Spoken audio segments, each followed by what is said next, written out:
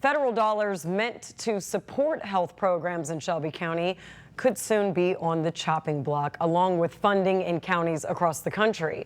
From disease prevention to substance abuse treatment, services that impact thousands of residents could be affected by a wave of funding freezes tied to the Trump administration. Tonight, ABC 24's Lauren Turman breaks down what's at stake and how local leaders are responding. Lauren.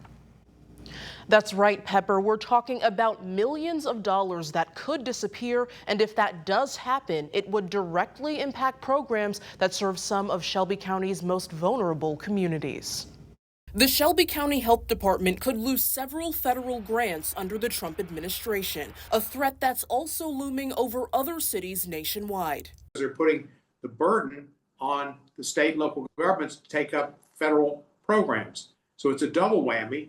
And what happens is what happens with Republicans and Democrats. This comes after a spring freeze on more than $12 billion in federal funding, money approved by Congress through the CDC and the Substance Abuse and Mental Health Services Administration. According to the nonprofit Partners in Health, that money was initially allocated for COVID-19 response, covering testing, vaccinations, mental health support, and substance abuse services. In Shelby County, that includes programs like the CDC Infrastructure and Workforce Development Grant, the Healthy Homes Production Grant, and the Ryan White HIV/AIDS Program, which had funding announced by Congressman Steve Cohen. The county currently ranks second in the nation for metropolitan areas for HIV infection rates. And with President Trump's One Big Beautiful Bill signed into law last Friday, even more healthcare protections could be at risk. Data from nonprofit KFF shows up to 310,000 Tennesseans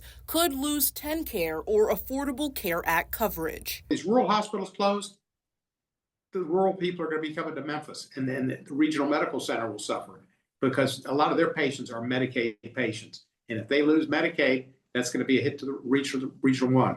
So all this stuff comes back and it hits the most vulnerable places. A separate report from the University of North Carolina at Chapel Hill shows 9 Tennessee hospitals, including Dyersburg Regional Medical Center, are now at risk of closing.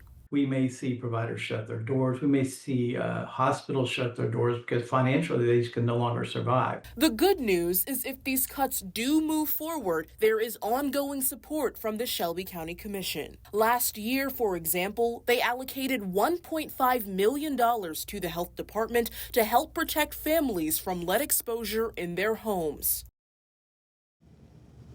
And Deputy Director Casey Smith-Alexander says her office hasn't received any specific details on what programs could be cut, but they're prepared to share more information as it becomes available. In the studio, I'm Lauren Turman.